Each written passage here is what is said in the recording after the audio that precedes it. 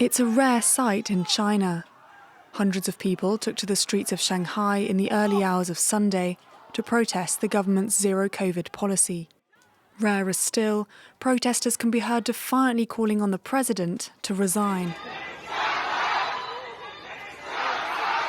The presence of police officers wasn't enough to deter the protesters. Aren't your family and children citizens too? Why are you pointing your gun at us? Are the police supposed to go against the people? Videos show several demonstrators being dragged off, but the number of arrests is unknown. The gathering was also a time for mourning. Candles and flowers were placed on the ground in memory of the 10 people killed by a fire in their apartment block on Thursday in the town of Urumqi. Many say the tragedy could have been avoided if it weren't for COVID restrictions, which delayed the arrival of emergency services and meant people were locked in the building. Residents in Beijing have openly criticised these methods. They can't possibly say that they'll lock up a whole building for a single family that's tested positive.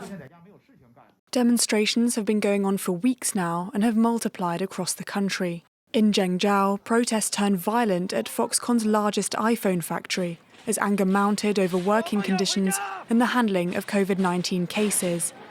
200,000 employees have been in lockdown for a month now, and some have even tried to escape with ladders by climbing over fences.